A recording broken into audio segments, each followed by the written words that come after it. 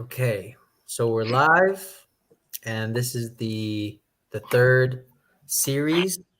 We decided to cover the microcosm, the cosmic dynamics, and return to God. Actually, I want to start off a little bit differently by kind of just beginning with this. I want to say, what was one line, like one specific line in the text that really like attracted you? And I'm going to say this is what hit me first. It felt like a very mic drop moment when I was reading it. Um, my favorite line was, "Self-disclosure never repeats itself." And I thought, this is really significant because psychoanalysis is all about repetition, and it denies repetition completely, uh, it seems like, into this whole process. And so a couple questions that I was thinking about was, what would an Islamic psychoanalysis look like? Obviously, it wouldn't be with repetition, but I don't know. That was just the first kind of like provocative uh, sentence that hit me and just made me go on a bunch of different associations and questions. So I will pass it to Davud. Thank you very much. Very happy to be here for our third part. But let me first quickly respond to what you said. Very interesting thought about repetition. I think in psychoanalysis, the identification of repetition is a kind of inauthentic response to what is not in actuality repeating. So when Freud says that you're repeating this moment, you're projecting something from the past, you're trying to repeat what you have done before, he is actually, what he means is that we shouldn't do that. An authentic response to the present is a non-repeating response. So I think my suspicion is that they could be reconciled for that reason. But Freud is coming from a different angle which looks quite different. Hi, Michelle.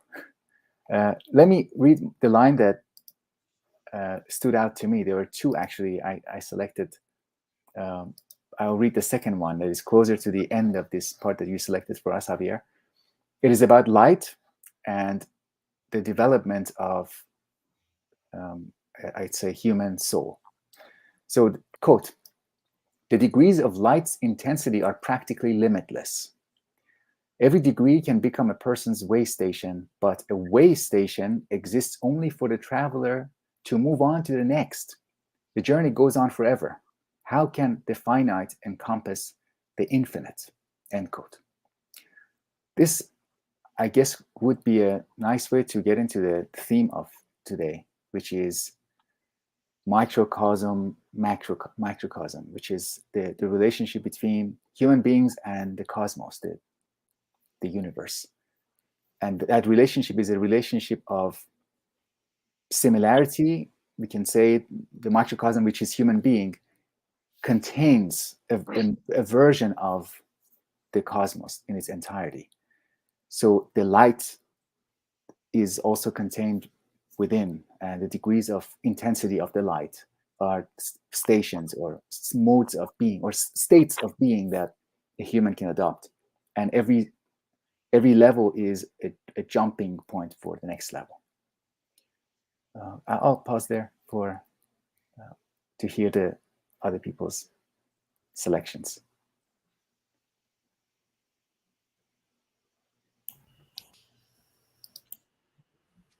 Yeah, just to build off what was they kind of take it up from there. For me, it was fun. So from last week, I remember the main conversation point I added in was about not really proposition. It's not the idea of propositional statements about God, but prayer. And I just found it amazing in this passage. There was this line of, "What is prayer, but if not a possibility, a call to the necessary one, a necessary being." So that, and then the whole point that in God's infinite mercy, being itself is tied together. So for me, it kind of, and that connects to me to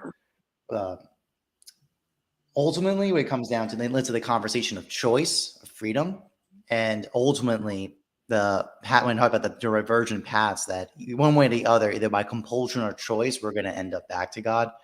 The idea is that we have to make that ideally we make a rational choice to raise our hearts and mind to God, as what prayer is. It's not a propositional knowledge of possession, but an awareness, an apprehension instead. So I have a lot more to talk about, and just building on what was shared by everybody else. But for me, that was the most powerful part of this section. I can go next. Yeah. Yeah. So for me, when he's talking about God and when he's saying that how all things return to God, but most of them go back in roughly the same form in which they came, except for human. They come in as men, but they may leave as pumpkins or monkeys or pigs. So that's like really took me off guard. Also, in the following paragraph, when he goes on to talk about God, and we would like to think of God as lovely, innocent, always loving, but then no, not really. I mean, God can be hell, God can be wrath if he's mercy. If he's forgiver, then he can be an avenger. And then the question, what will decide the divine face to which a person returns? The way I understood it was that um, so that we don't become monkeys or pigs, and what is it that has to be done so that somehow we are touched by the divinity. So yeah. Just to sort of, yeah, you want to go ahead, Javier? Yeah, go ahead. Yeah. So just to sort of touch back upon the repetition question, something we can think about would be that in what way is this newness actually dependent upon repetition? That is what actually Freud's problem was, in some senses. It's not simply that things are repeating and then things are coming up new. These are two separate, sort of entities. And something which I think it's missed here, or something we can think about, that what newness that he's talking about, that something has to find its own path each time anew, actually is presupposed or predated by a repetition underneath. So it's not repetition itself is a separate activity from this newness. Repetition itself is necessary for this newness in that sense. And how do we think through these two things together? We can have a longer discussion about it. I was actually stunned by the simplicity of the way he put this point, that imagination actually emerges from God being he and not he, both at the same time. Very, very powerful. I think page number 18. He says, outstanding feature of the cosmos is its ambiguous status. The fact that is he and not he. In other terms, the cosmos is imagination, and imagination is that which stands in an intermediary situation between affirmation and denial. About it, one says both this and that, or neither this or that, not that. The universe is neither being nor nothingness, or both being and nothingness. Existence in the way this term has been defined. So it's a very interesting take to actually enter into questions of imagination for me, and which something I think remains. We all know this intuitively, but I don't think this point has been made quite in such a way. It's a very Hegelian point also in some way. When one can think Hegel saying something of this nature, that imagination emerges from that ambiguous nature. But to put it that clearly, it was extremely interesting in that way, I think. Wow. Dang, this is so good. But you know what, Chiton? I actually think you kind of answered my repetition question in the other way around with imagination. With the if we look at the cosmos, right? Science says, we can predict because things repeat, right? But if the cosmos is the imagination, it's in the imagination, then repetition and newness is always both this and that. And like repetition is that and not that, and what is it? Neither. Neither this. So I think that's interesting when we I would say that if we want to talk now, I'm starting to understand the context of the conversation now. It's like if we want to talk about newness and repetition, we have to also relate it to imagination. And see, I feel like that becomes like a very interesting conversation then. And that does make me think, because like I don't know. It complicates things way more than I anticipated. But anyways, I liked it. And Jyoti, I liked your comment on the like, oh, pigs and pumpkins, like what? But interestingly enough, when I read the Quran the first time, that was actually one of the phrases I didn't understand the most. It was like everything will be annihilated except the face of God. And this was always a phrase that I didn't understand. And there was always references to like being turned to pigs in the Quran, where it was like, you shouldn't do this because don't you see how you don't know how the people before you have been turned into pigs. And I never understood this context. Until now. I'm reading this and I'm like, oh, that kind of makes sense. But it seems like the face of God, it's almost like, even though the face of it's like you determine the face of God that you're going to see, almost, right? Like if I'm just, and the way that I'm thinking about this is because if we talk about the microcosm, what was interesting to me is that as a human being, we have supposedly all the attributes of God. So that means all of my seemingly ugly attributes, like me being angry and so on, that all are there, but there's one distinct difference. In the text, it says the cosmos have differentiated attributes. In the human being, they're not differentiated. They're actually undifferentiated. So it's like, I need to somehow uncover what all this is. But I guess that makes sense if we actually take the idea of clay seriously, where if I just give you a glob of clay, it's really not differentiated, is it? It's kind of just like this glob, and we need to like work on it and start making distinct features on it, and kind of going across the stations. So I found that interesting. And then the other thing is about time. Time was another aspect that really interests me, which I will read a context here where he says, I think it's on page 18. Yeah, it's on page 18. And it says right under the Quranic verse, it says, compared to eternity, the longest duration imaginable is but the blink of an eye.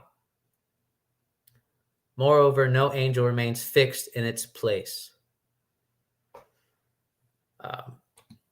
This is the blink of an eye is a very common phrase in the Quran, where it talks about when judgment day comes, it will be like a blink of an eye.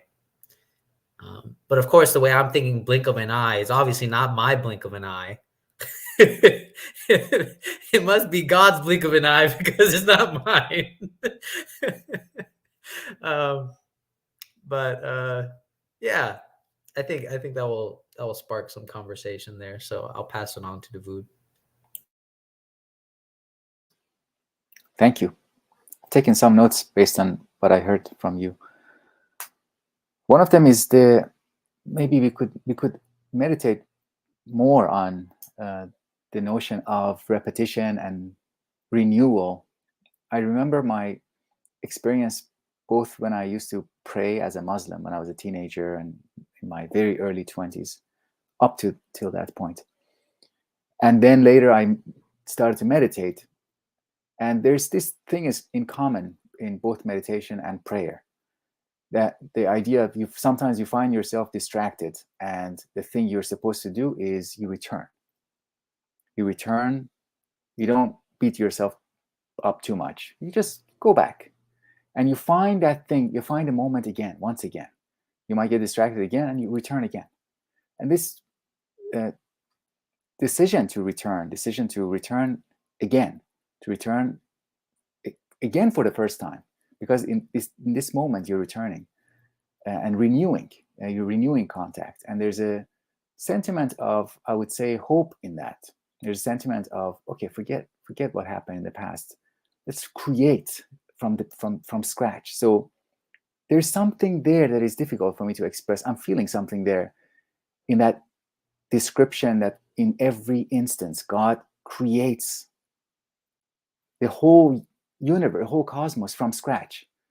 That there's something very powerful there, and to me it indicates a sense of freedom from the past, freedom from the burden of history. Of course, the history has a reality, the past has a reality, but that idea, that image of renewing is liberating.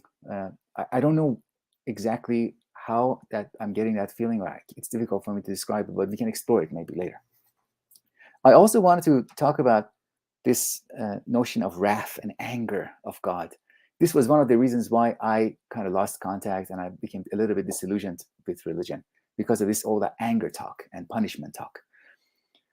But I've heard from legitimate interpreters of Quran and Islam that we can, I'm not saying that we must, we can interpret all these talk of anger from within the framework of love. So all these threats, imagine that you're hearing it from someone who loves you. So let's say, for example, you have a partner, your romantic partner, who tells you, if you ever cheat on me, I'll kill you. We shouldn't take that literally. It just means don't do it. That would be a grave thing. If you do that, that would be destroying. It would be a hugely, heavily destructive thing. And I don't know what I will do. I don't have the language to express it to you. So I'm just going to say, I'll kill you. But they don't mean that. And once we see that expression through the lens of love, it's not really a threat of an authoritarian teacher who really wants to take revenge from the bad student. And it's a kind of, we have unfortunately frequently see these teachers in our lives. Not frequently, at least once or twice. This teacher who will want to, punish the student anyway, and just wants to find an excuse to deliver the angry, retribution or whatever.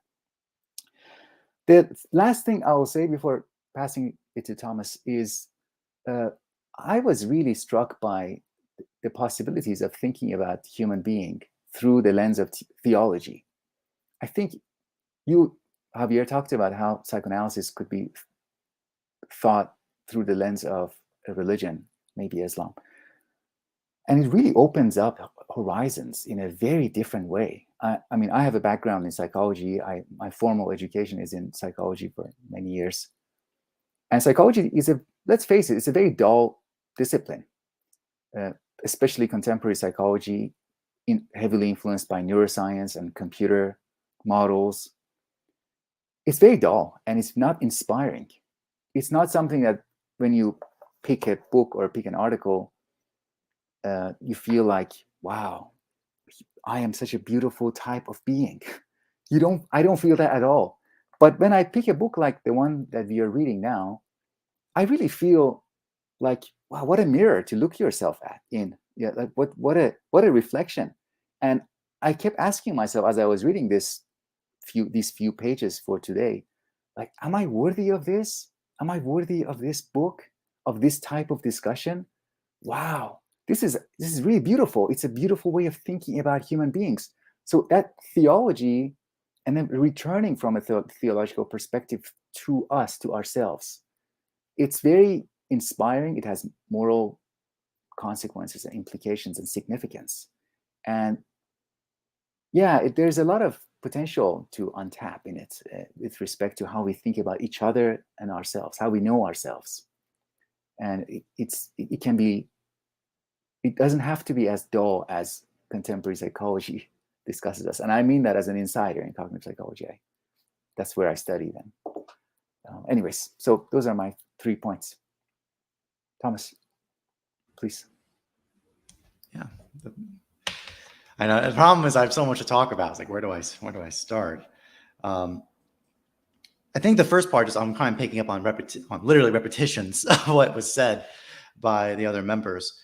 This idea, on the idea of repetition and newness, and the imagination. I'm reminded just of a note from, I think it's the Anima from Aristotle, where actuality and potentiality in Genesi and Dumasis, he gives a qualification that there's two different kinds. There's a first and second kind. And particularly there's a overlap between second potentiality and first actuality. They're linked together.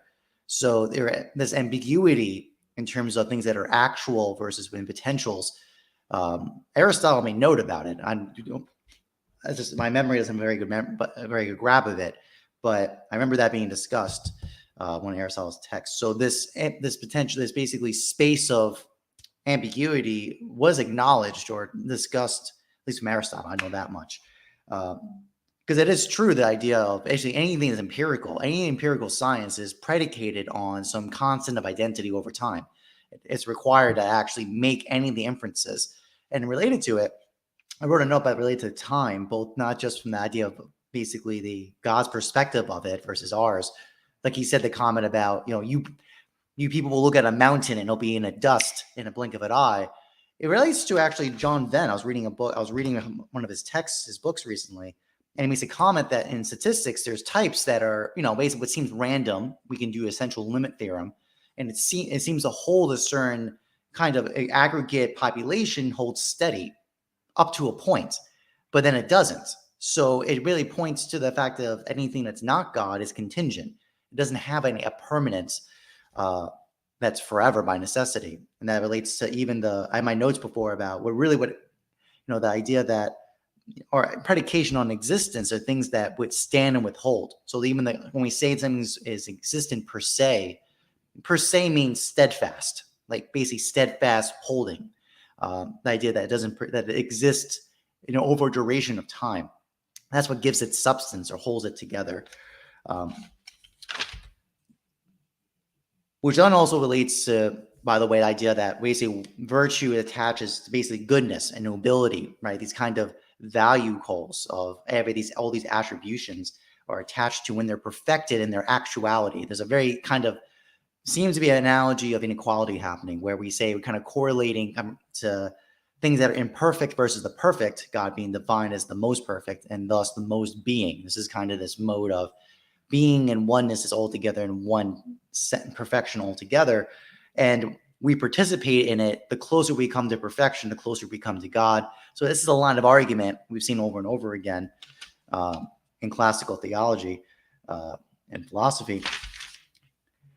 And that leads to the idea that when human beings are made out of clay, I remember again of Aristotle, the note of what ethics, eke, means to etch, basically being drawn out of clay, means to be etched into stone or etched into material, is basically the original linguistic sourcing of eke for ethics in the Greek literature. So this all follows through. I can see it all together. I also did have a note specifically of this idea of man as a small little universe. I actually had my notes about, it's like Plato in the Republic. Basically, the good soul is a little city, basically. There's this kind of analogy of inequality. That's basically what it says. This little small thing can represent the big thing. There's dangers with that. Actually, I wrote in my notes, there is a big difference between analogies of inequality versus analogies of attribution. There's a difference. For example, like usually the attribution of analogy is something like the word healthy. So we say that food is healthy and a body can be healthy. They point to the same thing, but their meanings are different. One's a cause and one's a subject, for example. So they're related to the term, but they're not exactly one-to-one, versus analogies of inequality, like a small body of a stone versus a planet being a large body, for example, or a small flame versus a sun. They both produce heat, but different magnitudes. This is usually why, like, when we have ontological argument for God as the greatest being, we think of this as just like a number, some quantity. So therefore, it's the biggest thing and it has to exist. I don't think it's the right way to look at that. But anyways, so those are all those notes on that side. The other note, I want to just close on what Davud said about renewal and prayer and meditation and hope. I think it's a very important note that when we talk about God's wrath versus God's mercy, that God's mercy is infinitely greater than his wrath. And the reason why this relates to some of the divine names. There's actually 3 names for God as the forgiver. right? There's like the forever forgiving, the continuously forgiving, and it's basically different expressions of it. But also the abaser of sin. Basically, he wipes away basically the past, or wipes away the transgressions of the past. Because basically, no human being actually deserves injustice, God's mercy. We don't deserve it on justice claims. It's only in mercy we are permitted to have basic connection with God. So that's why I think generally that's why any overemphasis of God's wrath is always counterbalanced by acknowledgments that with the right relationship to God, we basically are granted a free of atonement, basically. And these moments of prayer and meditation, I think it's very intuitive what Aboud's comment about that. I think that's a really appropriate way to how to see it and how to understand it. It makes a lot of sense to me.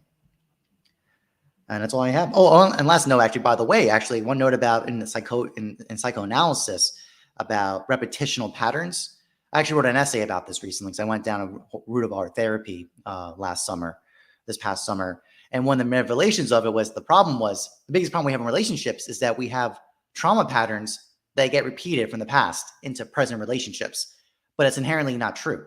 It's a falsehood actually we impose onto the reality in front of us. Because of a basically single laparum kind of similarity, the intimacy and openness we have with our current partner or intimate partner is analogous to what we have with our parents, but it's obviously that's not the reality. That's not the truth for multiple reasons. But our subconscious doesn't know better, so it just can't help itself.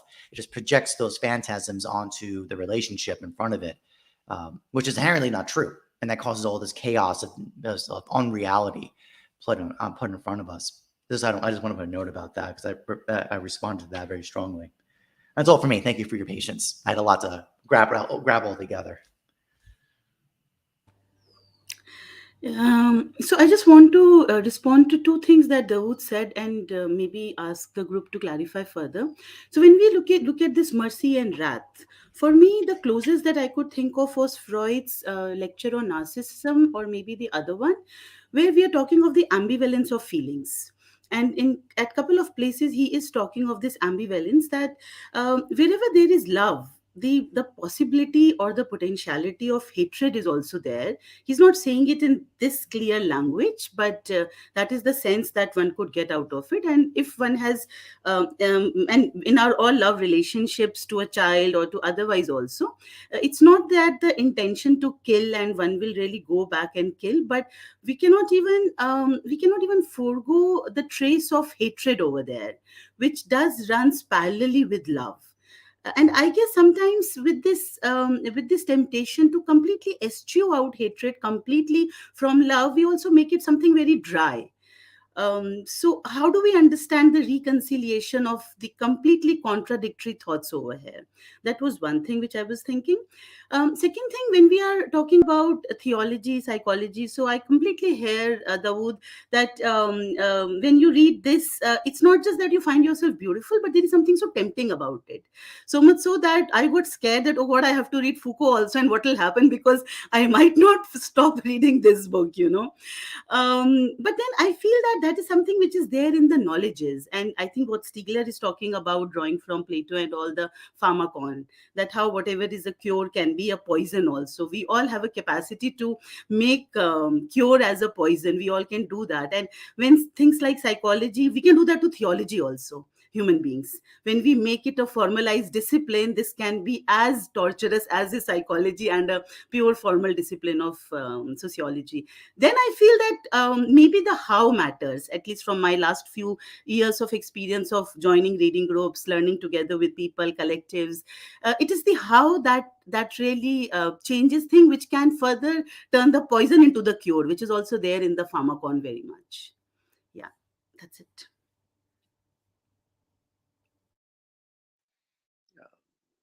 To sort of to take a sort of little tangential route to what we've been discussing in the sense from the book and get to the question of repetition in little academically, so to say.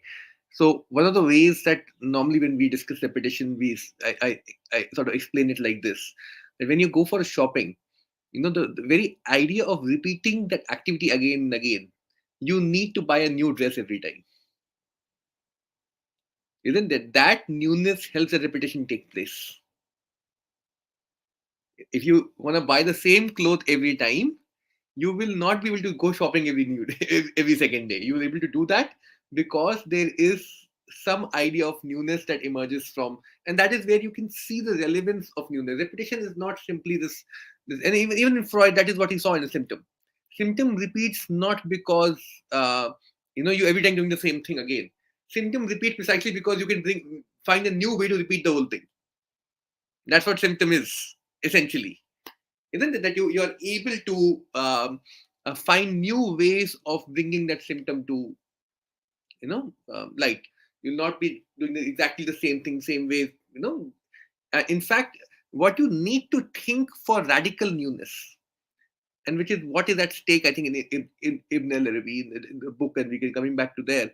That there is a form of newness which is completely in a happy marriage with repetition. All newness is not this great hunky-dory thing in that sense. Although even there, the very fact that you need newness for repetition should tell you something. But what you need to think about radical newness actually is radical repetition, as Deleuze gets it after Lacan and Freud. That what you need to think for radical newness is that radical newness doesn't come from a complete break from the past. In fact, it comes from absolute repetition. It comes from complete repetition. Well, if you want an example for this, Zizek has a good example. He has a very nice talk on this, actually. If you Google him online, some negativity, something. And the example that he gives is rose is a rose. And his problem that he's raising over there is, it's a tautological statement, even, isn't it? The first rose and second rose, in many ways, should mean the same thing. The question that he's asking is why, when it repeats completely, the meaning of the first rose and second rose become different. That is how the sentence can make sense to you. And the sentence is a tautology. The reason we can say man is a man, rose is a rose, or something of that nature, because the first man, the second man do not mean the same things. Man will be man means the first man is something else, second man is something else. That is how you are able to parse that sentence for yourself. There's some particularity to the second object and the generality to the first subject in that sense, in which you are trying to correlate. So automatically you can see that when something radically repeats, something radically contingent and new emerges from that radical repetition itself. And that's the, I think, struggle to think about repetition and newness together. That for things to repeat in everyday life, something new always has to come for the repetition to be there, and for something radically new to emerge, a radical repetition has to be there. And we can get the struggle to think through this philosophically, psychologically, and different disciplines have their own. I'm sure chaos theory, fractal geometry, actually is struggling with this problem quite a lot in today's time, and we can get to it without taking too much time.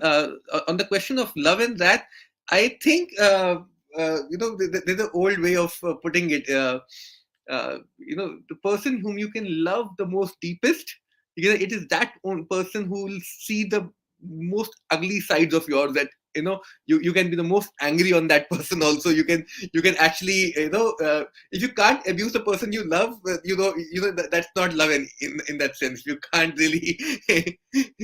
So one needs to understand that love itself as a category or a dimension of human expression, which automatically involves affirmation of the opposite sides. It's not love unless you can go, you can accept the darkest side of the other person in its complete affirmation. And I'm a very bad person to talk about God directly in some senses. I remain too distant, but if we have an imagination of a God which is all loving, we need to affirm his complete anger to actually get his love. We need to affirm his most wrath, his most ugly dimensions in this world, to actually be able to see his so-called best in some senses. Without that, we are just trying to satisfy ourselves emotionally in some sense. We are trying to find some emotional satisfaction within ourselves that that there's a God there. But if you have to go beyond what we feeling good in that sense and actually experience something out there, we need to affirm his most ugly side in that sense. So this is so good though.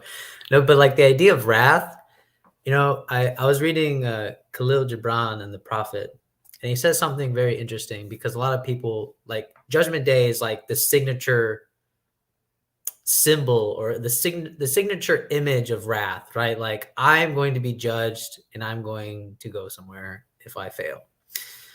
But what I like about what Gibran says about like this fear of death, which I think we can attribute to anything, right? My fear of going to Judgment Day, my fear of whatever.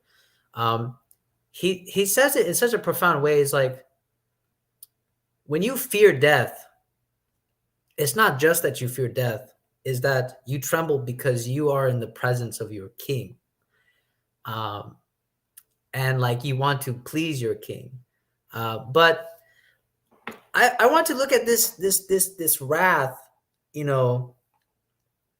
this notion of wrath, like the other way around, where it's like we have to go through the wrath, if that makes any sense. We have to go through the wrath, because when my mother is mad at me, like Davud said, right? Like, if somebody says, if you do this, I'm going to murder you, right? But let's just say that I messed up already. Let's just say I messed up, right? The person's mad at me. Now, there's one way to look at it in the sense of, if I go through that wrath, I can look at it like, oh, I am such a horrible person, and like, that's it, right? But if I look at the reason why she's mad, I can look at it like, she's mad because she loves me so much. And so this is like going through that wrath. And then I understand, like, really that wrath isn't even wrath anymore. It's just love. But it's, I don't know. It's so complicated when I think about it still. But to go through that wrath is something else, I think. Because most of us understand wrath as like this stationary, like, oh, he's angry. But to go through the wrath, I think that's something. And I think that's why, when we connected to what Thomas said, that the mercy is higher, I think when you go through that wrath, you reach that mercy. You reach that love. Now, to go to what Chitan was saying about repetition and radical repetition and newness, actually, I found something in the text. It's on page 19. It's right at the end before the return to God. And I think I found the implicit repetition. The implicit repetition is this, right? The radical repetition is that, one, we always return to God, right? But not only do we always return to God, it says right here, it says, every death is a birth into an other world, right? So there's that newness, right? But that repetition is in there as well, like Chitan was talking about, right? Because every death, but here's the thing also, it says, I'll just finish the whole thing. Every death is a birth into another world. Every disappearance, an appearance elsewhere. But the overall movement never reverses itself. Since the cosmic roads know only one-way traffic, to return to there from here, we have to take a different route than the one by which we came. So we can look at the symptom as it always taking a different route. And that way, in a sense, it does repeat itself, but then at the same time, it's also new, the way it decides to go about it. And I'm thinking, immediately I think about like deployment, when people couldn't have their cigarettes, right? They have that same fixation for nicotine. So, but they still have to find something new to appease their symptom, right? So the symptom still exists, right? They're a fixation to nicotine, but you still got to find something new to appease it. So they're doing whatever they can to appease that symptom. And whether they cure themselves, they always find something else to replace it. So, that's the funny thing, right? About the symptom is that you can get rid of the symptom, sure, but there's always something that comes out. And I can think of this like stations, right? If we look at the stations, the whole point of a station is to go to the next station. But if the whole point is to go to the next station, again, like Chitan points out, is that it's a repetition, but it's a newness at the same time, right? That I'm always going on to a next station or having to move to a next station, but the station is always new, but it's also repeating because it's like infinite. So I see it now, Chitan. I see it now, and I actually was able to spot it in the text itself. How this sort of I didn't see it. I didn't see how there was an implied, very radical repetition implied in this, and then also the radical newness is also implied in this. So thank you for that. I'll pass it on. Wow, this conversation is really great. There's something. It's excessive. What I'm experiencing in this conversation is, in a sense, it's too much. It's too much for me. So let me just selectively respond. First, Thomas, I appreciate your clarification about that. The thing that I intuitively barely grasped. Let me repeat the theme of repetition. Let me just stay with that a little bit more, because we are very slowly clarifying the relationship between repetition and renewal. The fact that the occurrence of a new instance, a new creation, a new moment comes out of an absolute, as Chetan said, a radical repetition. It reminded me of, sorry, I hate to name drop, but just one name, Walter Benjamin. Walter Benjamin has these beautiful essays on literature, and he talks about Proust and what Proust does with memory and remembering. And he says that what Proust is doing is, using Chetan's words, he's radically remembering. He's trying to be so faithful to moments from his past, repeating every detail as much as he can, that in fact, that experience that he's describing never really happened that way, because it's that intensity of the memory in the original moment of experience never existed in that form. So it is by that radical repetition, with that like radical faithfulness to the memory, the function of memory becomes the encountering of something that is completely new and original. And I wonder if we can apply this logic, a similar logic, to answer Jyoti's question about love and hate. And Javier, I think you gave us a clue. It could be one solution to begin with saying, okay, I messed up, and I'm going to, I've done a crime, I'm going to do the time. So I'm going to go through this wrath, and I'm going to be so faithful to it, so understanding of it, so sympathetic to it, to this angry attitude of the divine, that through that maybe something other than anger can emerge. Just like how Proustian memory gave rise to something new, maybe the divine wrath can give birth to something merciful and forgiving. But we cannot say, okay, I want some mercy, please. We have to just remember. We have to remember the sins. We have to remember those moments, so the new can just organically emerge. And that could be a way of reading this, the point of the current station. I also love that that image of the point of the station is to get to the next station, but it's not.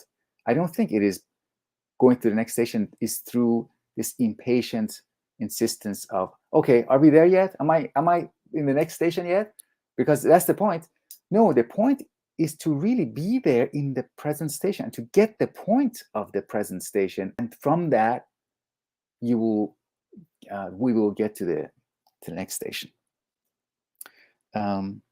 I love Chetan's. This is a theme that we have discussed in other sessions. The beloved and the loving relationship, part of that, a characteristic of that requirement of it is to be open to abuse. You can abuse the beloved. That's a possibility that can happen, but hopefully doesn't happen.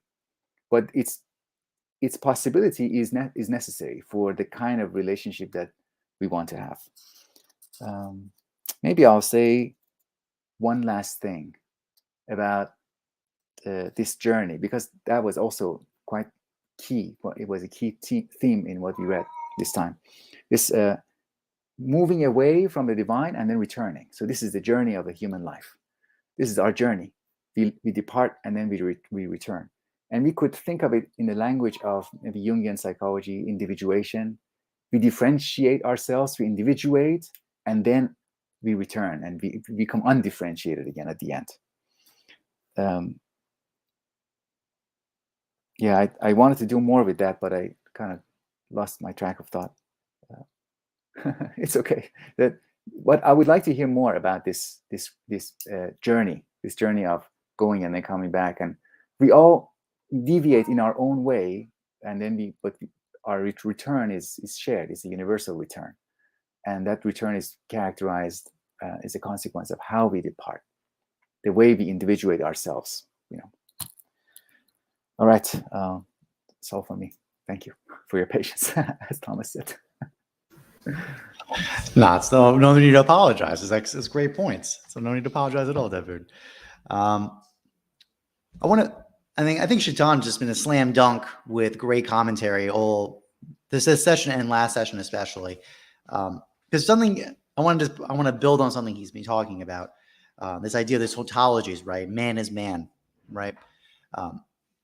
It is true that it's the same term, but he's absolutely correct. It actually is different too, because just on the linguistic structure of it, one's a subject, one's a predicate. So that repetition actually is pointing to something at the difference of position, right? Basically, just on the linguistic structure of that propositional statement. And then my mind instantly went to the fact that the transcendentals are good, like example, goodness, truth, beauty. Those are self-reflective. They have this self-reflexivity to it, which cause their ambiguity or their kind of reflexivity built within them. So what I mean by that is there's a difference between having the attribution of being true or being good or being beautiful and being goodness itself, being truth itself, being beautiful itself. There's a big difference between that too. There's a self-reflexivity property about those specific terms or concepts. And then mine jumped right into a note from Aquinas about God as rule maker. So the idea of like using rules or rules, like that kind of, again, when you have the same thing repeated in different positions, they have a different activity about them. God is not really God. The expression the Aquinas uses is the idea of imagine God as a hand drawing itself. It's the rule maker itself is the activity of drawing the hand. So because God basically can never do something violating himself. So I'm also reminded of things, for example, when God acts in matters that seem contradictory or seem rule breaking for us from our perspective. So for example, Abraham being told to sacrifice his son. That's a great example of that. It seems on one dimension to be completely immoral, but I think it's one of those examples that kind of put in front of you the limits of applying human rationality and human reasoning of rules onto God. It doesn't work that way. God basically builds its own rules about how the reality applies itself. Another example is the story of Job, for example, that the most devout and pure and holy person at that time in Israel was being just struck down by all this calamity. These stories are meant to kind of put in our face kind of the fear of God. This is why that note was very appropriate from Javier, is that God can basically bend the rules of reality to as he wishes, where he's not contingent to any rules that we think he has to obey to us. So at the opposite, God is a self-drawing hand onto himself. He makes his own rules and sets the standard of all reality. So that's partly why even this discussion of wrath for God is it's more our perspective about it. It's also, it's kind of similar to, in my opinion, kind of similar when we say that God hears or God sees. It's given anthropomorphic properties of God is at best an analogous metaphorical meaning. It's not literally that God has ears or God has eyes. These are just activities that God participates. We can give expression to that God does activities like that. I just want to note, just close note by saying, Davud, your notes about this individuation and then return to God. I'm reminded instantly of the Ennead, right? The idea. I'm forgetting who wrote that. My brain is blanking on. It's a Neoplatonic thinker. I forgot who, but the idea of basically. I'm sorry, Javier. Plotinus. Thank you. Yeah, thank you. I'm just reminded of that instantly. The idea that the individuated self has to return to the noetic one, right? And that's the activity. And ultimately is actually one of the ultimate, if I remember correctly from that text, the ultimate test is eventually the individuated self choosing to be absorbed back into, losing oneself back into the one. Now that's an interest. I think that's one interpretation. It's a very Neoplatonic view. I don't believe that's Islam's position per se. But I just am reminded of that when you were talking out loud.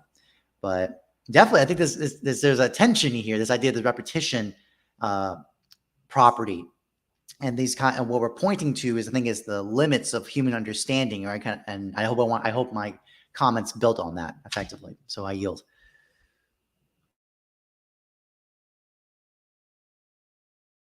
So, Chetan, if you want to build that further, you can go, because I want to go back to wrath, but I can hold on. Go ahead. I see. Okay, fine. Sorry, I'm just stuck over there. So, when we look at this journey and this return to self, I think I would like to think that when we are looking at wrath, is not like the wrath of mother or the wrath of the other person. When we are saying that you should be able to abuse the beloved, it also means that when you are in love, I mean, one should be able to see the dark side and as well as the beautiful side. So it's not that one. So what does it mean when we say going through the wrath? It's not the going through the wrath of the other, the external other. It's actually the return to self. It's actually the dissolution of self. You have to dissolve yourself, which means that to be Fredo, you have to be the Gollum. You need to know that Gollum is very much inside you. Only then one can have a journey and realize what does it mean to be Fredo. And this also then is connected to, I could see that Hegelian sublation and this return also has the same thing, because one has to then confront negativity, which is not out there, but is very much inside only. So it's more to do with confronting one's own darkness, which one can also see, like when we look at Freud's melancholia, and when in our own life we go through any kind of depression or melancholia, which has a repetition, but also not like a complete repeat. There is, whenever you come out from a melancholia and a depression, there is also something new that comes to you. It's not always the same cycle. So how going through that dip, how going through that sadness, that depression, that darkness is very much part of the journey and the return to self. That's how I think one can look at the wrath of God also. I don't know if it makes sense. I can't give language to some of these things. Yeah.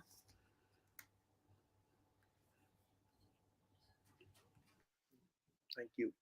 Hey, Daud, your point about Proust actually is extremely, I think, important and thought-provoking, because memory actually does work like that. And I remember reading Walter Bennett's that essay that you're talking about, and actually you made me think again about it in that sense that when you actually try and acutely remember something new emerges from there. There's something about the very idea of remembering something in very fine details.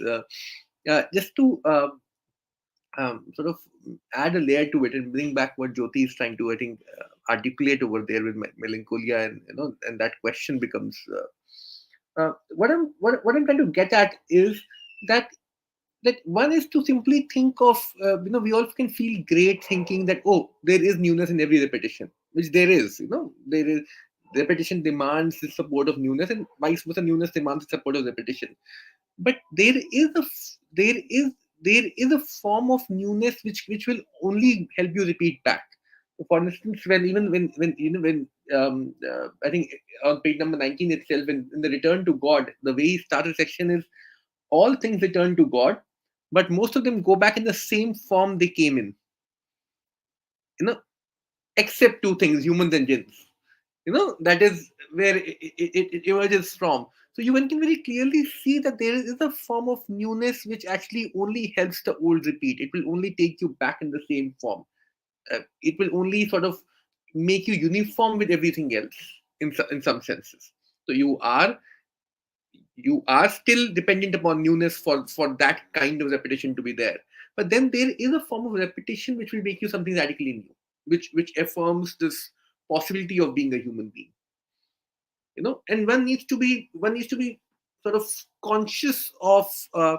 If you look at this idea of patience, I remember Rumi saying this. Patience is not simply sitting there and thinking something will happen to me. Patience is looking at the thorn and knowing the rose will emerge from there. It emerges in that knowledge, and as you rightly said, the station might repeat, and that will only give you anxiety, because what you're looking for is there's an underneath repetition taking place, and you are getting happy about the small newness that emerges from the repetition. Essentially, the patience is the reverse thing. Patience is complete affirmation of the platform that you're at. This complete affirmation of this complete other side of anxiety in that sense, and which is already there in anxiety itself. This complete other side where you are affirming where you are at, knowing something new will emerge from here. Not simply trying to change things in a small way, repeating the past yourself and thinking something has changed. That is what you do, and that is the point about melancholy and mourning as such, in Freud's paper also, which I think Jyoti's point comes back to that if as a patient your recovery actually is largely contingent upon your ability to completely affirm your own symptoms. If you can be completely okay with your own symptoms, it is at that point you start recovering. Paradoxically, it's never the simple case that when you're trying to heal yourself, when you're trying to do something new, it's trying to feel good. Most of the time, the symptom will repeat. You start the day thinking, "Oh, great! I will do something new today. I'll do this today. I'll do that today." And by the end of the day, you'll see the symptom repeats itself. You back into the same old story. And there will be a day when you wake up and you'll not be scared of repeating your own symptom, and suddenly you'll see that something new happened. Isn't it? That is where you move out of your own depression, or you move out. The day you wake up and you're not scared to repeat your own symptoms. That fear is not there, and that is where something has. If I can take like 2 minutes more and go back to Thomas's, I think question of actuality and potentiality, which I think very very important here. And it's been long since I've read my Aristotle. And so I'm a little on the fly here, but to simply sort of put it, I remember Agamben having a lecture where he said that art actually emerges. Art has a very interesting relationship between potentiality and actuality, where anything when there's an art involved, art is not simply about doing something. Art is also about your ability to not do something. So, for instance, when you draw a painting, if you are drawing a painting every day like a robot, that's not art. It becomes an art when, as an artist, you can choose not to do it. Also, there is that element of negation and repetition built into that process of bringing something into this world, into the creation itself. You can look at like mother's contractions in some senses. The creation involves this capacity to do something, but at the same time, it also involves this other side to not do something also. And that is from there creation emerges. Creation is never simply something, just somebody doing something again and again, and you create something. No, it doesn't. Creation emerges from this complete affirmation of your ability to not do it and then do something. There is a repetition, the radical repetition that you have to affirm in that space.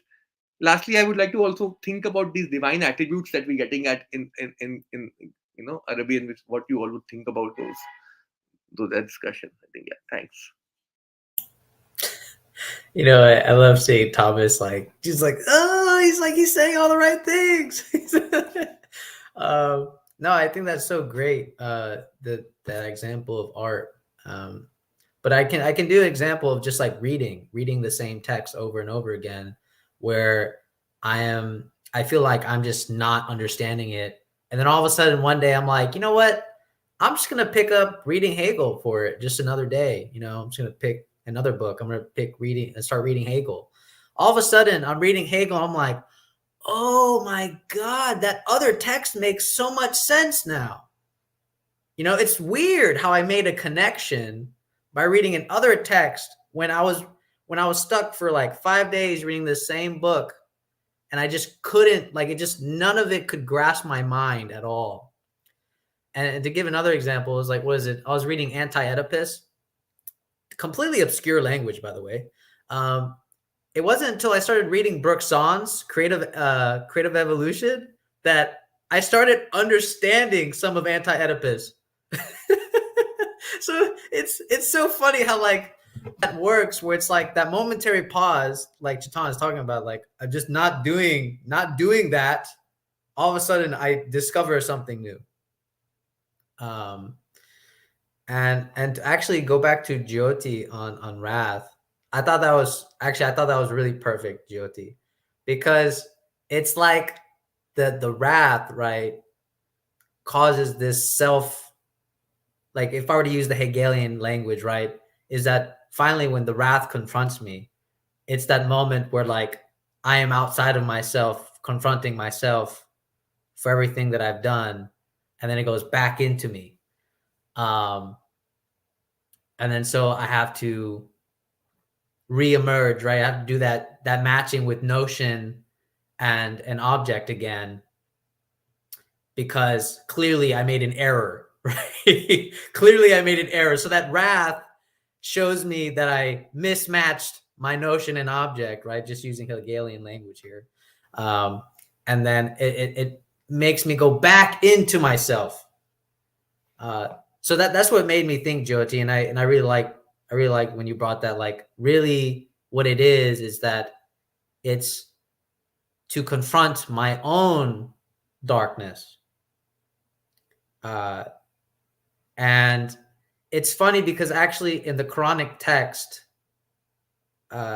it's repeated, like it repeats itself so much, it becomes like ingrained in my memory, where in the Quran it literally says, I do this not to appease myself. This is God speaking. I do this not to appease myself, but I give you this guidance for your own self, because whatever you do is that you did it to yourself.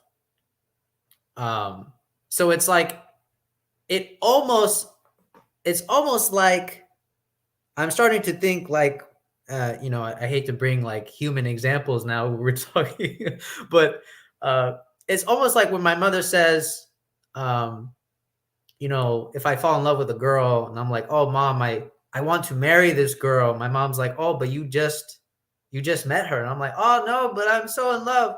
And she's like, okay, well, I'm just going to let you know, like most of the time this isn't true love. And I just don't believe her. I'm like, okay. But she tells me the consequences of these decisions, but it's not on her. Ultimately, it's on me. If I decide to marry this girl and I make all these decisions, it's on me. But she told me already, if I make this decision, this is what's going to happen to me. But if I do it, what happens is if that marriage fails, I go, oh, I can't blame my mom. This very horrible moment causes a deep reflection back into myself. And so I have to cause, you know, kind of, you know, let's say like I get my metaphorical wife angry at me because I cheated, right? So now that the divorce is over, this wrath that is there is not really, you could say it's not really true. It all led back to that moment I made a decision, which was something I didn't want to confront with myself in the beginning. So it makes me wonder when it talks about what face do you want to return to? It makes me wonder about if the face that I don't want to return to is most likely the face that I never decided to confront, that I never decided to have a relationship with. And this would be the dark side of myself, my wrath, my greed, whatever we want to call the dark side. So I like that. I like that, Jyoti. I think that was hopefully that does justice to echo what you were saying. Hopefully. But I want to bring a side note that was also interesting. Was this idea of that creatures are words. And Thomas brought up a really good point about the predicate and the subject, and how I'll just read the part. It's on the same page. It's on 19. It says, every part of an existent thing is a letter of God. The creatures are words spelled out by letters. The trajectory of a creature's existence is a sentence. And each world a book. And you know, what's really ironic about this is that there's those mysterious letters in the Quran at the very beginning of those surahs, the Aleph, and the other letters, which is so funny because I'm like, ooh, this, I never thought about it like this. I feel like there's much to even look at there when I think about it. So I'll pass it on. All right, great. I relate to what you described when you jump from a book to another book, but actually you're not jumping. Something about the previous book is revealed, which to me highlights how we don't really know what we are doing. We are in the dark. We are in the dark about ourselves. And we don't know, for example, how much of what we are doing is repetition. I'll say one more thing about the theme of repetition in psychoanalysis. Freud talked about transference as being a repetition that is supposed to free the person from repetition. So you repeat the pattern in the context of psychoanalysis, in the context of analysis. You repeat it, but this time you have the help of an analyst who is there to not react participate in the pattern, in a destructive pattern that you might meet the other person, the other drama, cooperation of another person.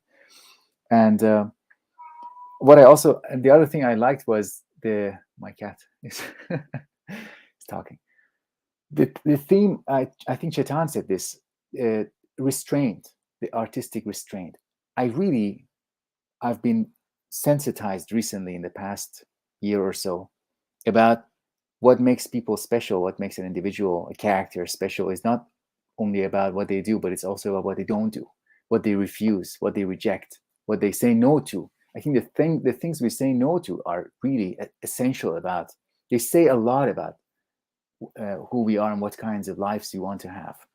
So restraint in the context of art and creativity, artistic restraint, to adopt limitations and form, and to say, I'm just going to repeat the pattern of my previous masters for a few years. That's a form of restraint, to confine the activity of artistic training or practice.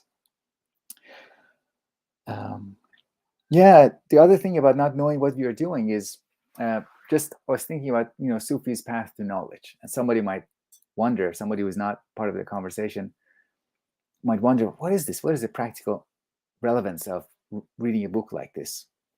And I really feel a lot of relevance, a lot of practical relevance, because of the way we embraced a text without any initial demand. I feel like we didn't really demand practical applicability from this text. And this way of, this way of engaging, I think this is very antithetical. It's very counter to the current instrumental, functional view of education. Students go to class and ask the professor, what is the relevance of this? What is the application of this? I think being completely free from that, and with a text like this, we can discover how we can use what we are reading and thinking about. I'll end with some thoughts on attributes. I think that's relevant to what I said about psychology without theology and psychology with theology. Knowing the attributes is key for human beings, because by knowing the attributes, we can enact them. We can enact a divine attribute, or we can live a divine attribute when we know these names, or when we know the attributes. And I think that's a very early insight of the so-called looping effect, that it's a recent insight that the things we know impact what we do. That looping, loops back and has a kind of feedback mechanism. So knowing the name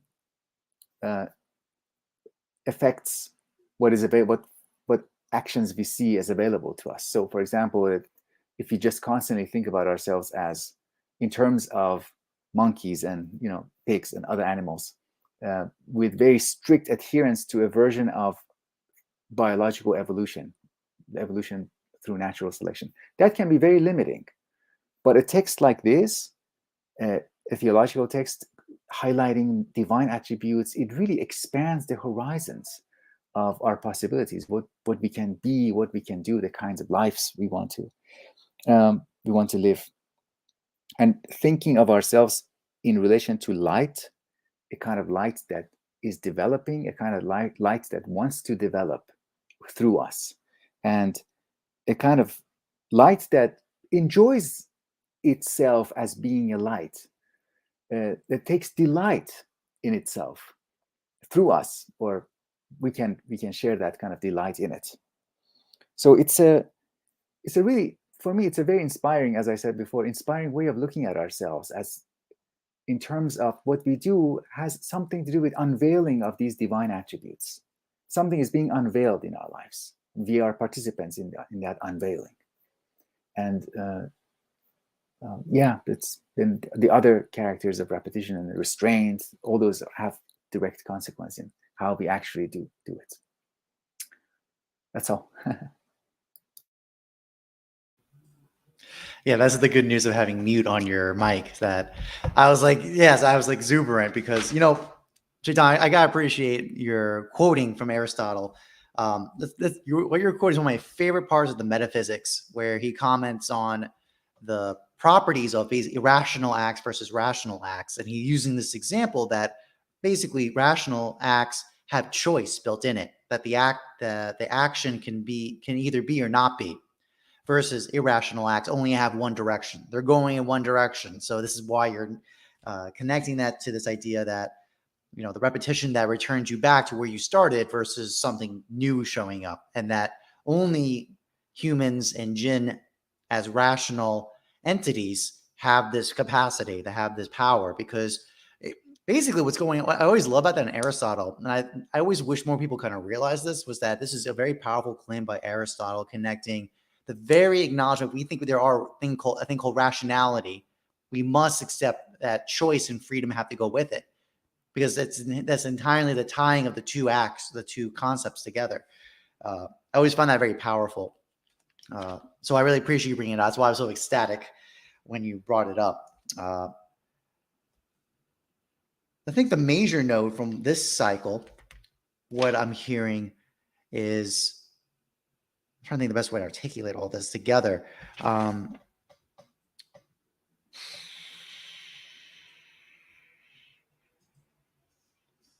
I think the first one is the idea that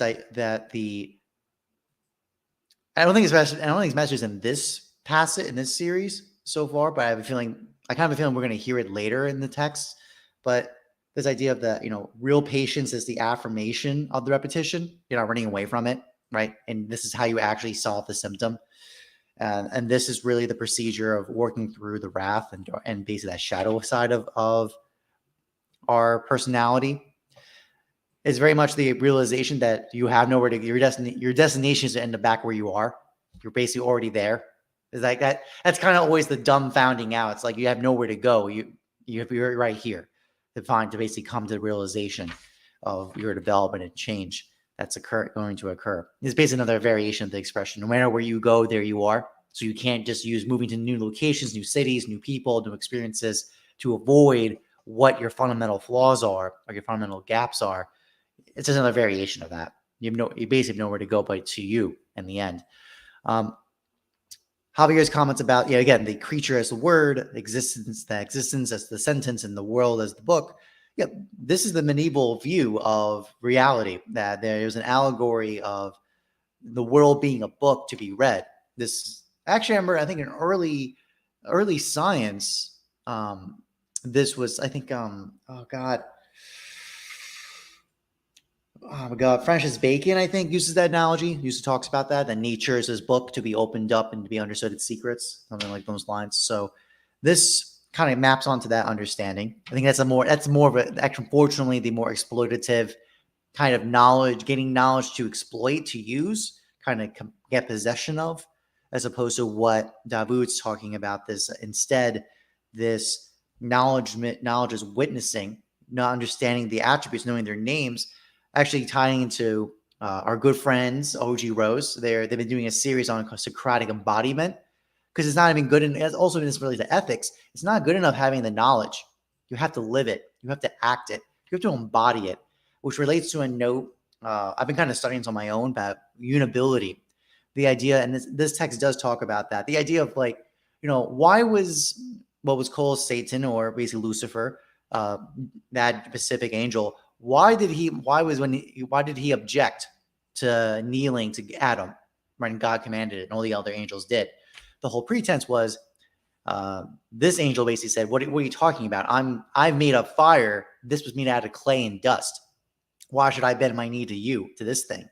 I think one way you can think about it almost as God's wisdom about why was Adam supposed to be prostrated to from the other angels is that we're the union of basically the spirit, the soul, and the body put all together into one, so that we can embody these attributes. We have this capacity to do so.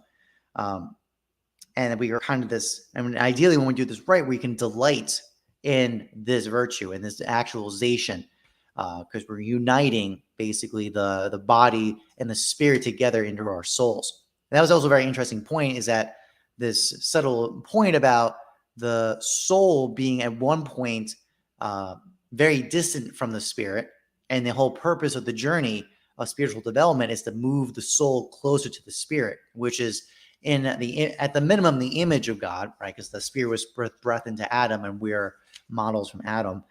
I think that's an interesting note to sit on. And by the way, David, your comment about us being in the dark is totally true. My notes, I instantly wrote the dark soul of the night from the Catholic tradition. It's very much, we're basically blinded. And remember that, and actually from the allegory of the cave, Plato did that ignorance come from the absence of light, but also the blinding of light. You can basically both sides of the equation of excess or absence have a lack, basically ignorance in this case. I think that really stood out to me. And yeah, I think that, as we said, the idea of kind of circling back off the artistic act, which is what God did. God's creative act is artistic in this sense, because it's not bounded by necessity. It was a free choice. It's this idea of this idea that anytime we see the rational act, it's always with this power, because we have the power to either do it or not do it, to create the painting or not create the painting, or the doctor to heal or to not to heal, right? Or the teacher to teach or not to teach. These are all acts that are in our power to do. So this is, I think, I love that idea. I think it's very beautiful when I think about that very deeply. I love meditating on it. And that's all for me in this round. I yield.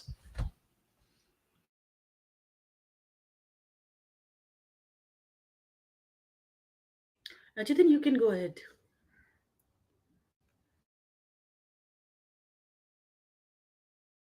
Yeah, there's a lot of things to actually say, but I actually wanted to sort of turn the discussion to this question of naming and divine attributes in some senses. What does it mean to name something? I remember, I think Walter Benjamin itself has a paper, Language as Such, in that sense, where he's sort of arguing that naming something is very unique thing. Not all animals name each other in that sense. You know, some animals can recognize names, but to give something a name is extremely unique. It's something which is and to name is always to rename in some senses. Naming always uncovers something, some part of that object to you. It unveils some part of the object to you, and and how do we think through? And I think divine attributes, in some senses, is part of this. Is an affirmation, or in some sense, is part of this capacity for human beings to name and to in some ways naming is a very random act. When we name something, something, we don't think that we are actually it should affect that thing. Naam mein kya rakha hai, in Hindi we say it normally. What is it in the name? And yet somehow we always get stuck, and we always find ourselves back into the contradiction that yet naming something is something very sacred to us as you as human beings. And we and I'm not making any philosophical point here in that sense. I'm just trying to struggle with this question with you all, that that when we uncover names of God, in that sense, divine attributes or something of that nature, we are uncovering for us, we are we are unveiling for us certain aspects of God through those names. And how do we think through that process for ourselves? And if you look at this page number 20, I think he writes this in this manner. Um, you know in its primordial nature, fitra, every human microcosm is the outward form, surah, of an inward meaning that is named Allah. Allah, the all comprehensive name, denotes not only the essence of God, but also sum total of every attribute that the essence assumes in relationship to creatures. So there is this linking between essence and naming that we have. I don't think we understand very well. It is, it's something which I can't personally think through when I'm reading a text like this. And I think Ibn Arabi is a very very interesting person to um, think through those relationships for ourselves, and how do we, because human language is unique that way. There is no other creature in this world who can actually name things in the same manner as we can engage with names. I can go on the linguistic side of it. So if you think about it, if in modern linguistics we know the structure of the subject, and we call it noun phrase. The phrasal structure of the subject actually mirrors the phrasal structure of the predicate itself, the sentence itself. There is something about the structure of the each phrase that it mirrors the structure of the sentence, and then downwards. There is something to uncover there, which I'm not sure how to. Yeah.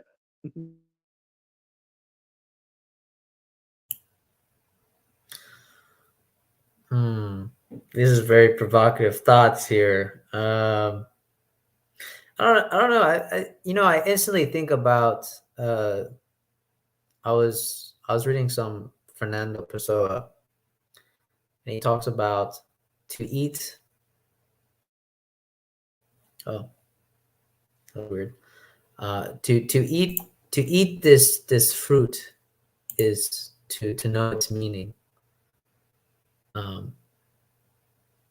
Which I found very interesting. To eat this fruit is to know its meaning. So there's this. I feel like there's this aspect of like getting to know the name that Chitan kind of alludes to, is that the name itself does this weird thing where it reveals something and conceals something at the same time. And that's what's so hard for me to grapple with, because it's like, you can name something, right? But at the same time, you're still going like, what is that? Okay, yeah, we named it, but we know, I mean, we still don't know what it is. Like we're giving it a name because we found some functions and so on, but we're still looking at it in like complete bewilderment about what it really is. So that's what actually fascinates me about like the name. But even like when we have children, right? You give them a name without even like knowing what they're going to become. You know, you say, okay, well, what's the name? Okay, well, I like this name. Yeah. And then it's like, but then over time we learn who they are. And that's like becomes a part of the name. And I don't know, I find that fascinating. I find that fascinating because it's like, I don't think my mom, when she named me Javier, I'm not sure she could have predicted all the becomings that I would be as I am now, right? So that's what's really fascinating. Like Chitan is pointing to, is like that's really fascinating about the name, is that the meaning. Well, I'll put it like this: the meaning cannot be stagnant. We cannot look at the meaning like a stagnant thing. The meaning has to be known like a movement, because that's what's like tricky about the brain, is that we start talking about concepts again and we start instantly thinking of like these very static, frozen stills, but if we start thinking about the name is moving with the meaning.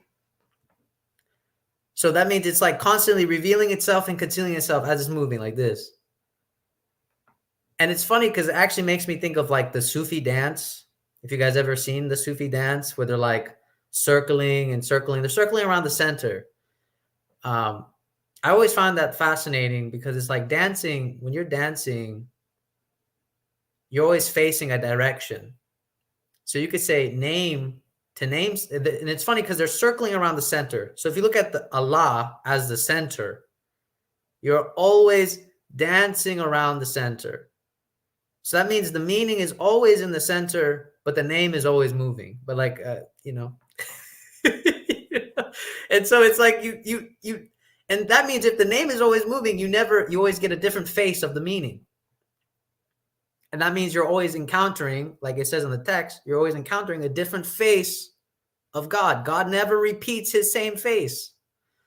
That's how he said it. So, now I look at this Sufi dancing, I found it like almost beautiful now, because it's like I never understood, at least my interpretation. I never understood like the whole purpose. I'm like, dancing in a circle, like that's, anybody could look at it and be like, that's just pointless, man. But I don't know. I find it now like really beautiful. And just to kind of keep going with the dancing, there's a line right there, right? It says, whithersoever you turn, there is the face of God. And if Allah is the meaning for us, and we are naming things, wherever we turn, you could say is the meaning, and the name is also concealing it at the same time, because it's always a different meaning. And to go back a little bit to the artistic restraint, I found this really fascinating about the Christian Bible, where it says the God created the earth in 7 days, right? The world in 7 days, and then he rested. I was like, oh, that's so good.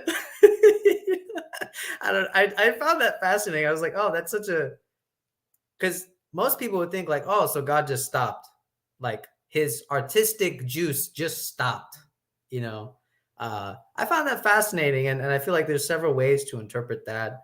And also in the very famous line of like, let there be light, I feel like that's a very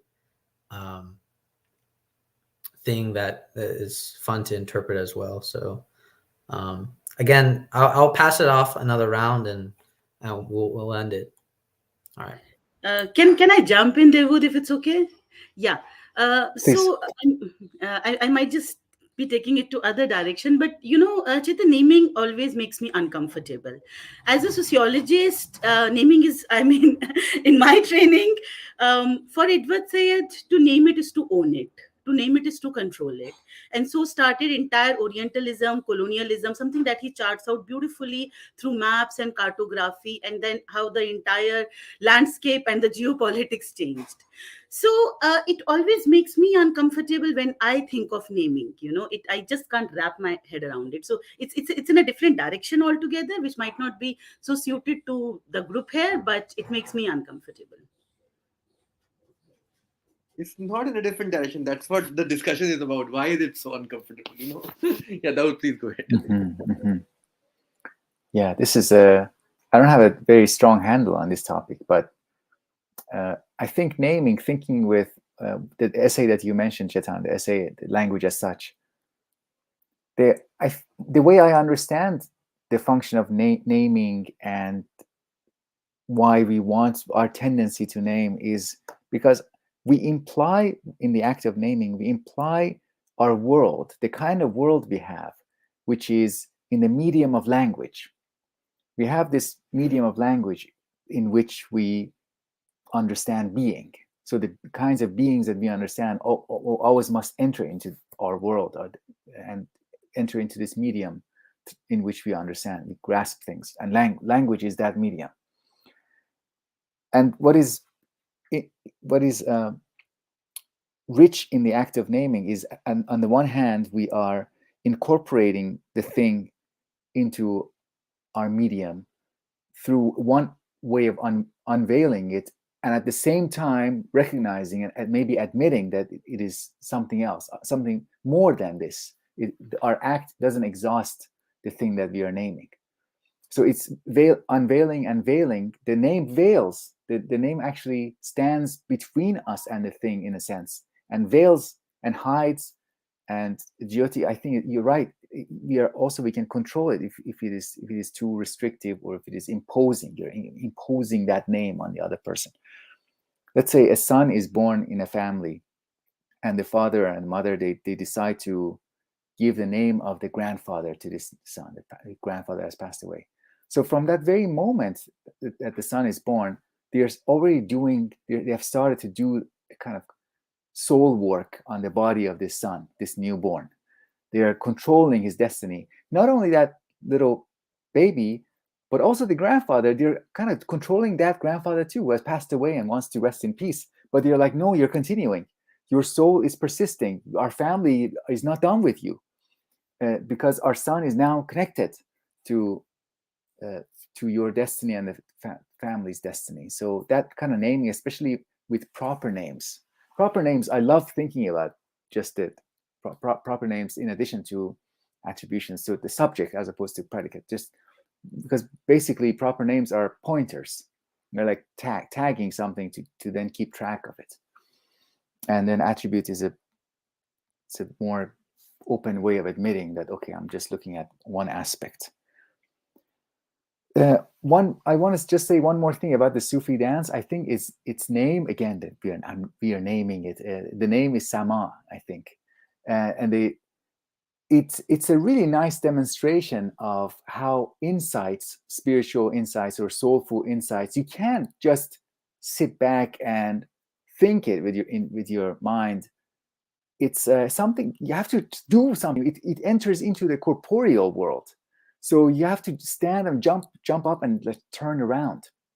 And if you, for example, if I grasp the really truly grasp that everywhere I turn, I see the face of God, then I really want to turn everywhere. I want to stand up and dance because I want to be turning and constantly facing new, seeing, encountering new faces of God. If I'm really living that insight, living that moment. So that's a really, really nice demonstration why the corporeal realm is also, it's going along with the rest, with the soul and the spirit. That's it for me. Thank you. Yeah, I mean, Jyoti, I think your provocation about the problem of naming is, I think, very legitimate. Because I would agree that absolutely, kind of the basic problem with actually this discussion of the naming of the attributes is naming is an instrument of knowledge. So that's from Cries from Plato. He has that note about what is the purpose of names is an instrument of knowledge, to basically grab at basically this existence that's in front of us. And that mode of kind of knowledge as possession versus knowledge as witness was a basic theme this group has talked about a couple of weeks now. So I think that's a very reasonable point, is that that's the danger of this, is that names names feel like we own it. It's familiar and kind of gives a sense of like it could be dead. It's actually a similar problem with analogies or metaphors. When they start as very vibrant and alive because they have this kind of novelty effect that kind of creates insight. But then when those expressions become very standardized and very familiar, they're kind of dead. They kind of literally go into this norms of just passing through. You don't have that aliveness in the mind from it. So I think that's a very fair point. I think the only thing I could actually add in terms of kind of how to answer that is two parts. Part one is I agree with Javier that generally it's not the terms themselves that really have any significance. It's their relationships, both in the sense of being in propositions. Truth values are only in propositions. They're not in just utterances themselves. So you need the subject and a predicate together to get a truth proposition. But then also even just the act of usually is the most basic point that even of an attribute or predicate, it needs to be tied. You can look at it against its contraries to understand its meaning. That'd be a usual example. But then of course there's certain kinds like substances that don't have contraries. So it doesn't work as well. What's the opposite of a horse? Not a horse. It's not very useful. In the same way, it's basically hard versus soft, or hard, actually is soft versus loud and soft versus hard, right? In English, the predicate is soft can be, its contrary can either mean sound or touch, for example. I think also related to this, kind of deadening of naming. And this is actually why I think the discussion is kind of the naming property is not in the propositional mode. Ultimately, it's really more in the prayer discussion or orientation. Because, for example, Javier, or knowing Javier's name is not the same as knowing him. I can know who Javier is, Rivera is, by his name, but that does not mean I know who he is as an intimate friend. Like that's actually, isn't that not what friendship is? Ultimately, having a deep, intimate understanding that I know from my best friends. It's not just I know who they are by their name. I know who they are by their literal substance of who they are, in a way that I can give you stories and examples, and they can only like touch peripherally on the complexity of a person that I know very intimately, very well. And actually related to naming and kind of destiny, basically a destiny given to you by your name. I actually think I'm a great example of it. I'm Muslim, but as you can tell, my naming has absolutely no signifying of that whatsoever. And that was a cause of a time and place when I was born. Basically, in America at the time, in the 1980s, the norm of immigrants who came here was to basically Americanize, get us to make sure we're not going to stand out in any way in society. So they just kind of like, both me and my brother have completely Western names. You would never know. We didn't even get the middle name. The middle name is all the way through. It's very interesting that this whole point of the naming has, in a way, either obscures or reveals a kind of shaping of a destiny of that person before they're even born. I think that's really interesting. The last note is just on the note. I think a very important part, but actually relates to the divine speech. Remember, God has this actually really interesting property that his speech and his act are all together in one. His declaratory acts of speech make existence happen. The best example I can give you is Jesus, for example. That's one of the miracles that Muslims acknowledge, that basically God said be, and boom, in Mary's womb, Jesus came to be, let alone Adam being made out of the clay and dust, for example. So that's also the thing too, that's the thing about it. That's why Like, even though for us, we can discursively discuss the attributes individually, God in one sense, it's a unification of all of them together in a way that we can't really comprehend in its full understanding. So that's why this idea of the root, the divine roots, and then the kind of support stems out of it, or it's a way to understand that. I think that makes a lot of sense. That's all for me. I'm going to yield.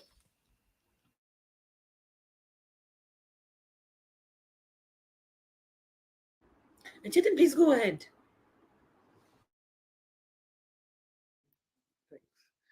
See, the reason, and I think the very great points being raised over here, and especially this question that naming can actually conceal and reveal both in some senses.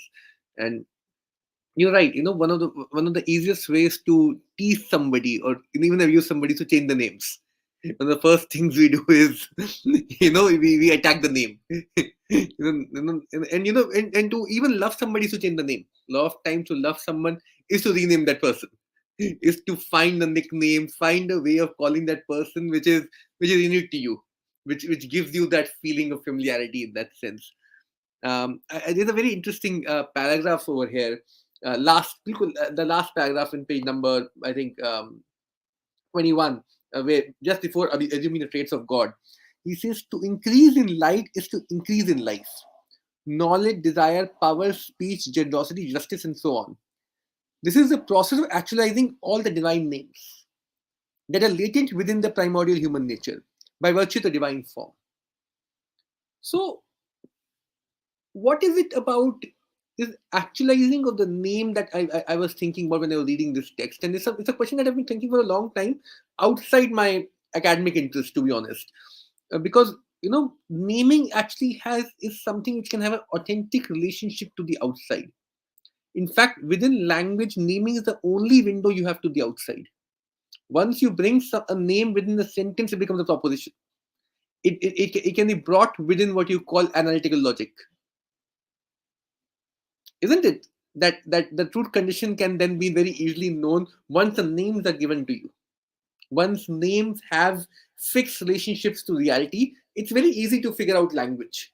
Language becomes tricky exactly at that point where naming itself comes in question, which is what Hegel's problem in concept and notion, is in his philosophy of logic, and so on and so forth. So even when somebody, say for instance, when somebody comes on your door and he knocks, the question you ask is, who is it? What's your name? Because it's only through that you can actually find an access to the being. There is something. Even if you look at, say, and I read a lot of magical traditions, generally, and if you look at magical traditions across time and space, across cultures, you would find that there is always an aspect of naming involved in your ability to control someone in that sense. Not only control, even if you're able to direct certain forces, you should be able to name them, which is how each culture names their own spirits, dragons, even say forces like oceans, earth, fire, elemental forces. Each of them have different names in different cultural magical traditions, occult traditions in that sense. And Jyoti is right over there. If you have to control someone, you need to find the right name or the right hook through which the control can take place. But at the same time, if you look at this postmodern turn, and which is why Benjamin is so interesting, because Benjamin is one person who's trying to point to us in that direction. Postmodern answer to this control of naming is to neutralize all naming. Is to neutralize all effects of naming in that sense. And I don't think that answer works. In many ways, we need to be able to think about this question, that the answer to naming is not to neutralize all names, to neutralize all act of naming. In fact, the very reason naming is so sacred across cultures. In fact, to name a child is a huge struggle for almost all parents. In my culture, you actually have to go to a gurdwara, you have to find the right letter. From that letter, you think of what is the meaning of the name.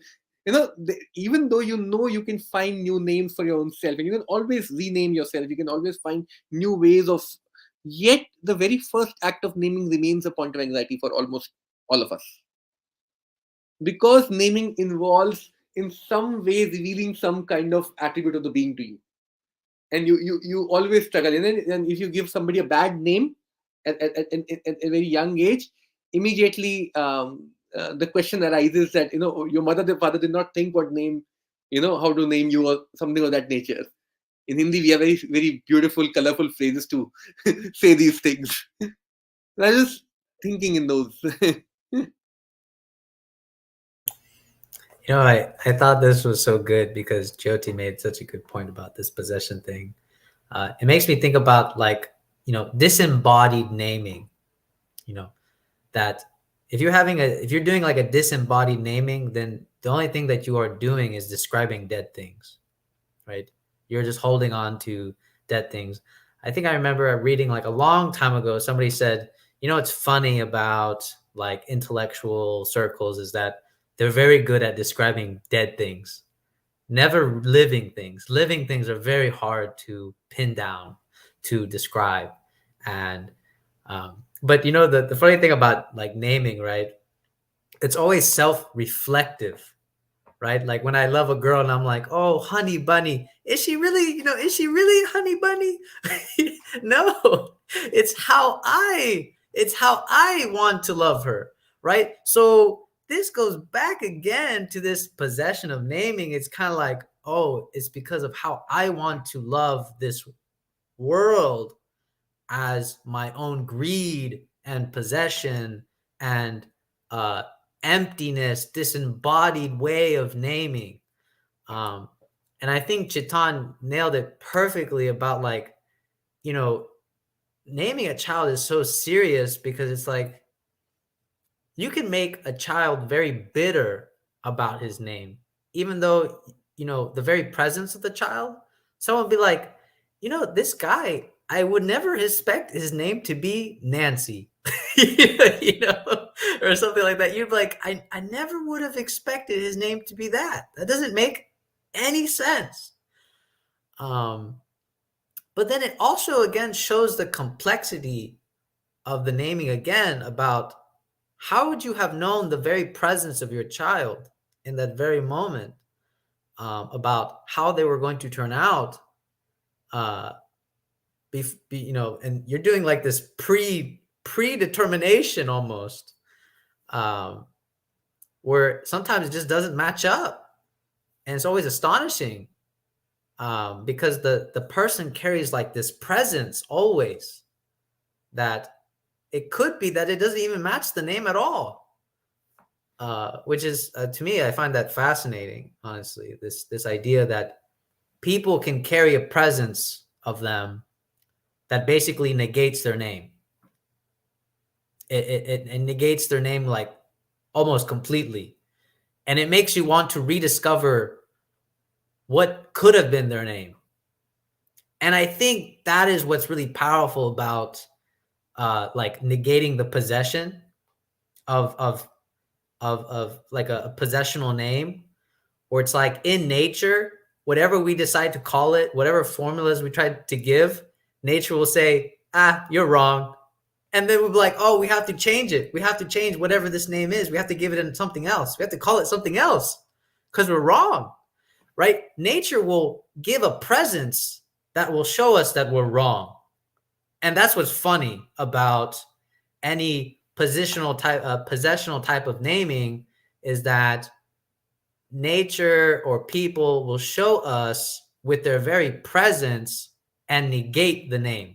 And I think if we look at it like this, God does the same thing.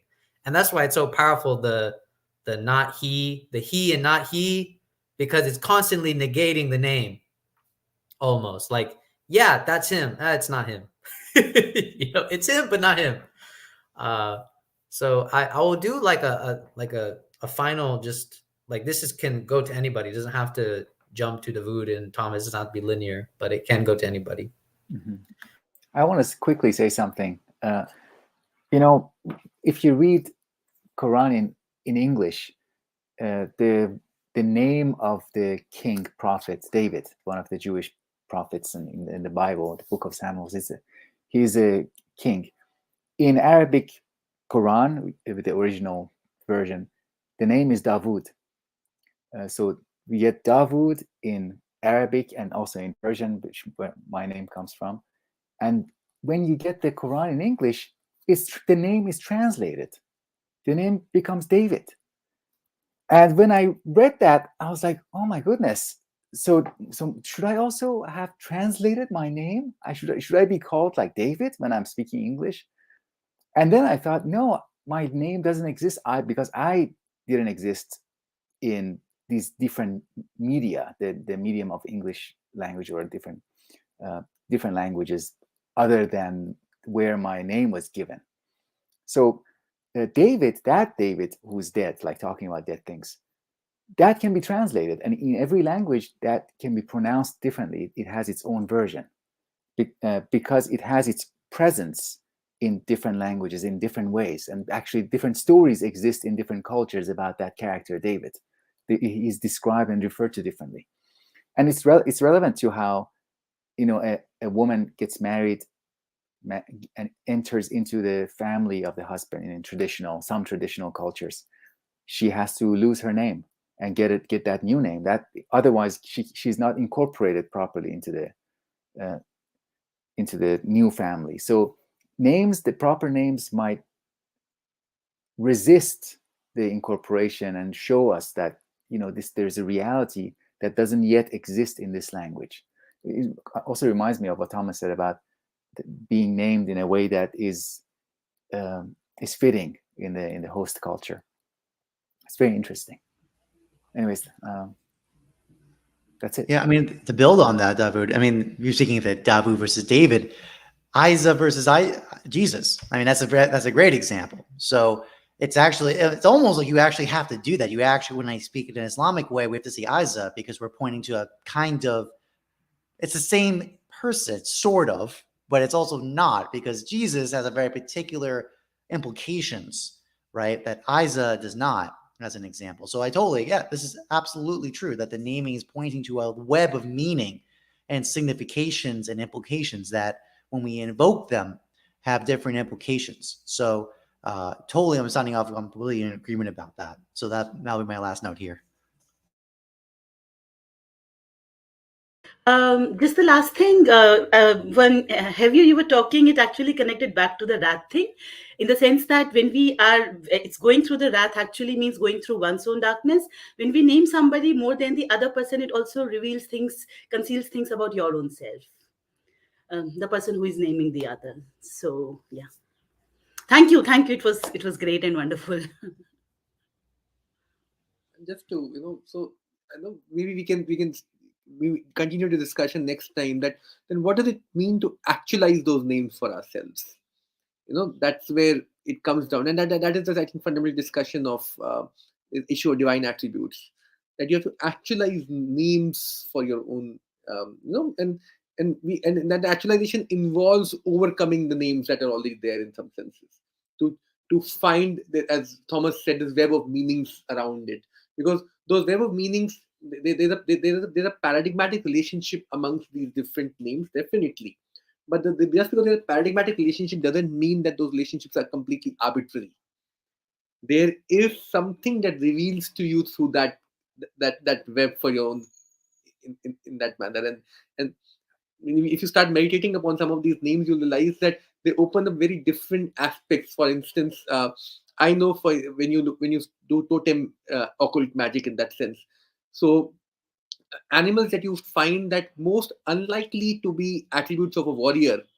For instance, bobcat is an attribute of a warrior. Snake can be an attribute of a healer.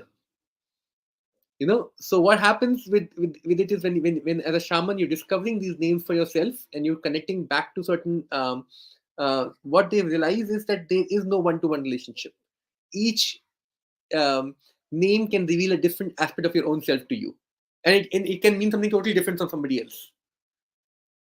How do you actualize those names for yourself, and names that exist around you itself? Forget names that you may not encounter, but names that exist around us, and things that we name, things that we engage with, through their name. We don't pay enough attention to those relationships.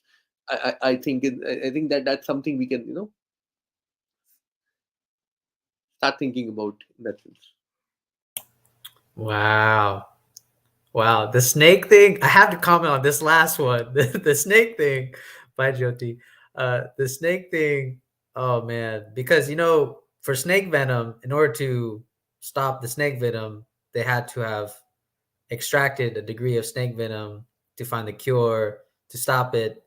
And so it's like that the same thing with the Rumi quote about like finding the antidote in the venom. That is so genius right there. Which makes me think now if we're trying to actualize names, maybe what we need to look at, like Chitan is talking about, is like maybe we need to pay attention, become aware of the dark side, the darkness, because it says right here in the text, like the clay is unaware, and like like the Voot says, we are like shows how lost we are as people. So with that, I will end on that note, and that will be it. Thank you guys for watching. Thank you.